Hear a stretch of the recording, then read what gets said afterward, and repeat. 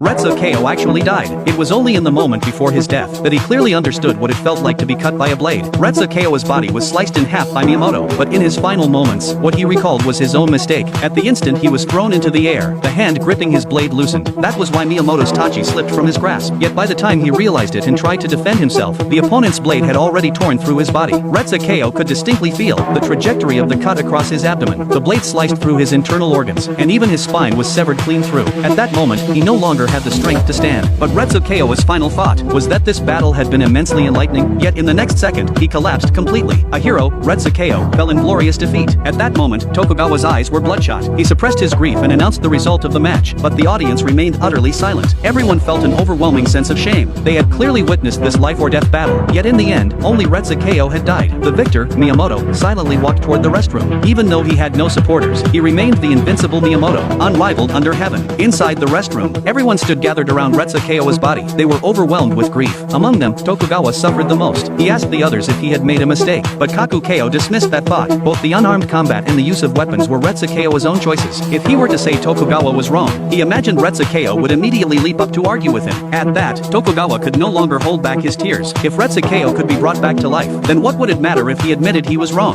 After everyone had left, Tokugawa went alone to find Miyamoto. He asked him what he thought of Retsuko as an opponent. Miyamoto thought for a moment and replied, "This battle was as perilous as the hardest fight I've ever faced." That was when Miyamoto was young, facing a siege by many warriors. He dared not let his guard down for even a moment, constantly teetering on the edge of life and death, never knowing from where the next attack would come to strike him down. But in Miyamoto's heart, Retsuko was more than that. His courageous spirit in facing death earned Miyamoto's admiration. He was able to grip Miyamoto's strength with a fist that had been cut open, and Miyamoto could clearly feel that this grip was extraordinary. Everything Retsuko did deeply impressed Miyamoto. Miyamoto's response also brought some comfort to Tokugawa's heart. Meanwhile, Moto was filled with self-reproach. He regretted not being able to protect him at that moment. But upon hearing this, Baki's gaze suddenly turned sharp. Knowing Moto's level of skill, he doubted the man had any ability to protect Retsuko. With that, Baki leaped into the air on the spot. As for this man who claimed he could protect him, Baki was eager to test his strength. But Moto calmly stated, "Baki's unarmed combat ability is probably over 120 points, while my own max is only 80. But if I use all these weapons, my combat power can easily exceed 300 points. Hearing this, Baki sneered with disdain, telling Moto he was free to use any weapons. He would show this old man just how ridiculous he was. The next moment, Baki explosively lunged forward, charging straight at Moto. But suddenly, a thick cloud of smoke burst before his eyes. By the time Baki realized what had happened, Moto was already holding a dagger to his head. At that moment, Baki admitted total defeat. Moto, however, had anticipated Baki's challenge, so he had prepared a ninja smoke bomb in advance. This kind of sudden ambush tactic was a common trick of Miyamoto's. In Moto's view, neither Baki nor the others truly understood Miyamoto. For now, he, Moto, was the only one capable of facing him.